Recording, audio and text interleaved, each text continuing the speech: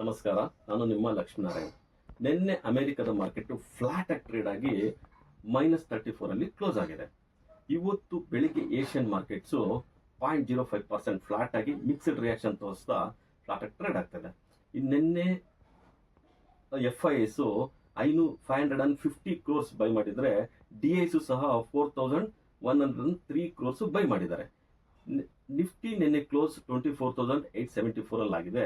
ಇವತ್ತು gift Nifty ಸಹ 24,987 ಅಲ್ಲಿ ಟ್ರೇಡ್ ಆಗ್ತದೆ. ಅಂದ್ರೆ ಇವತ್ತು ನಮ್ಮ ನಿಫ್ಟಿ ಫ್ಲಾಟ್ ಆಗಿ ಓಪನ್ ಆಗುತ್ತೆ. ನಿಫ್ಟಿ ಎಬೋ 24,900 ಇದ್ರೆ ಗುಡ್ ಬೈಯಿಂಗ್ ಝೋನ್ ಅಂತ ಹೇಳ್ಬೋದು. ರೆಸಿಸ್ಟೆನ್ಸ್ ಬಂದ್ಬಿಟ್ಟು 25,020 ಆಗಿರುತ್ತೆ. 24,900 ಬಿಲೋ ಇದ್ರೆ ಅದು ಆ ತರ ಸ್ಟ್ರೆಂತ್ ಇರಲ್ಲ, ಅಂದ್ರೆ ವೀಕ್ನೆಸ್ ಆಗಿರುತ್ತೆ. ಸಪೋರ್ಟ್ ಬಂದ್ಬಿಟ್ಟು 24,730 ಆಗಿರುತ್ತೆ. ಇನ್ನು ಬ್ಯಾಂಕ್ ನಿಫ್ಟಿ 55,734 ಅಲ್ಲಿ ಕ್ಲೋಸ್ ಆಗಿದೆ. ರೆಸಿಸ್ಟೆನ್ಸ್ ಬಂದ್ಬಿಟ್ಟು 56,150 ಆಗಿರುತ್ತೆ.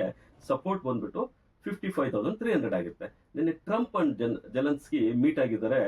ಯುದ್ಧ ನಿಲ್ಲಿಸೋ ಸಾಧ್ಯತೆ ಇದೆ ಅಂತ ನ್ಯೂಸ್ ಬರ್ತಾ ಇದೆ. ಮತ್ತೆ ಉಕ್ರೇನ್ ನ್ಯಾಟೋಗೆ ಜಾಯಿನ್ ಆಗಲ್ಲ ಅಂತ ಹೇಳ್ತಿದ್ದಾರೆ. ನಮ್ಮ ಚಾನಲ್ನ ಲೈಕ್ ಮಾಡಿ, ಸಬ್ಸ್ಕ್ರೈಬ್ ಮಾಡಿ, ಶೇರ್ ಮಾಡಿ.